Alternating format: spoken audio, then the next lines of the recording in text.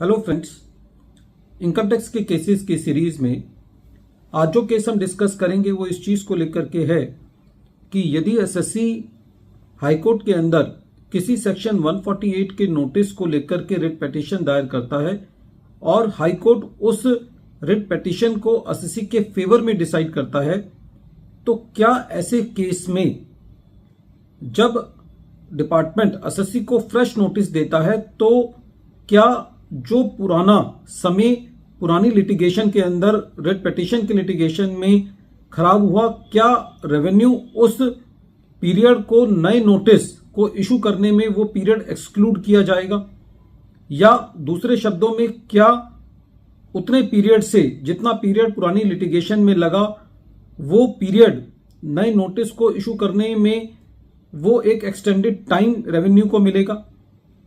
यही issue honourable Delhi high court ने अपने present case Abhinav Jindal versus assistant commissioner of income tax के case में डिसाइड की और ये केस 476 आईटीआर पेज नंबर 330 पर रिपोर्ट हुआ। इस केस का जजमेंट 15 जनवरी 2025 को आया। केस बहुत ही इंटरेस्टिंग है। प्रेजेंट केस असेसमेंट ईयर 16-17 से रिलेटेड है। एसएससी को पहले 27 जुलाई 2022 को सेक्शन 148 का नोटिस इशू किया गया। एसएससी ने इस नोटिस के अगेंस्ट दिल्ली हाई कोर्ट में रिट पिटीशन दायर की कि ये जो नोटिस एसएससी को इशू किया गया है, ये नोटिस के लिए जो अप्रूवल की रिक्वायरमेंट थी वो एडिक्वेट नहीं है, और दिल्ली हाई कोर्ट ने उस नोटिस को इनएडिक्वेट अप्रूवल के लिए क्वेश किया।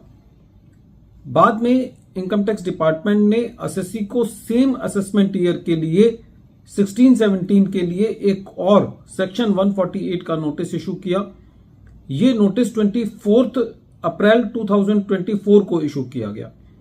यदि हम असेसमेंट ईयर 16-17 से 6 साल देखें तो वो 31 मार्च 2023 तक पीरियड कंप्लीट हो जाता है जब तक इनकम टैक्स डिपार्टमेंट को एसएससी को सेक्शन 148 का नोटिस देना था। लेकिन इनकम टैक्स डिपार्टमेंट की ये दलील थी कि जो पीरियड पुरानी रिट पिटीशन के केस में लगा वो पीरियड एक्सक्लूड किया जाना चाहिए लिमिटेशन पीरियड को कैलकुलेट करने के लिए। लेकिन असेसिंग ऑफिसर ने एसएससी के जो ऑब्जेक्शंस थे उनको कंसीडर नहीं किया और एसएससी को सेक्शन 148 का नोटिस इशू किया। जब ये मैटर एसएससी दोबारा रिट कोर्ट में लेकर के गया तो एसएससी का ये कहना था कि जब तक पुरानी रिट पिटीशन के फैसले में ये ना कहा जाए कि वो पीरियड एक्सक्लूड किया जाना चाहिए जो कि पुरानी रिट पिटीशन के दौरान एसएससी का लगा, या उस पीरियड के दौरान जो पुरानी रिट पिटीशन थी वो डिस्प्यूट में रही, तो वो पीरियड एक्सक्लूड नहीं किया जा सकता। और जब ये मैटर दिल्ली हाई कोर्ट ने सुना तो कोर्ट का ये कहना था कि इस चीज से कोई फर्क नहीं पड़ता कि एसएससी ने कोई पुरानी रिट पिटीशन दायर की या हाई कोर्ट ने कोई स्टे दिया।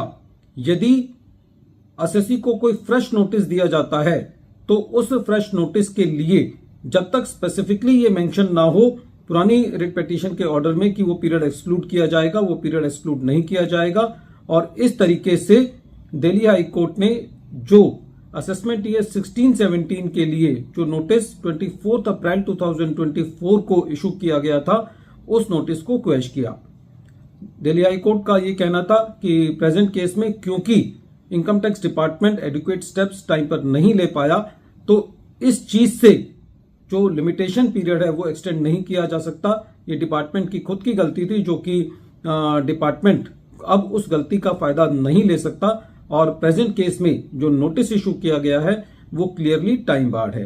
क्योंकि असेसमेंट ईयर 16-17 था, उसके अंदर यदि हम 6 साल जोड़ते हैं तो 31 मार्च 2023 बनता है, और क्योंकि प्रेजेंट नोटिस 24 अप्रैल 2024 को इशू किया गया तो ये नोटिस मच बियॉन्ड 31 मार्च 2023 था। इसीलिए रेवेन्यू का ये कहना कि जो पुराना लिटिगेशन का पीरियड पुरानी रिट पिटीशन में लगा वह एक्सक्लूड होना चाहिए, कोर्ट उससे इंप्रेस नहीं था। वीडियो के अंत में एक बार फिर मैं केस का नाम रिपीट कर रहा हूं। केस का नाम है Abhinav Jindal versus assistant commissioner of income tax, और ये केस 476 ITR पेज नंबर 330 पर रिपोर्ट हुआ और इस केस का जजमेंट 15 जनवरी 2025 को आया। Thank you friends.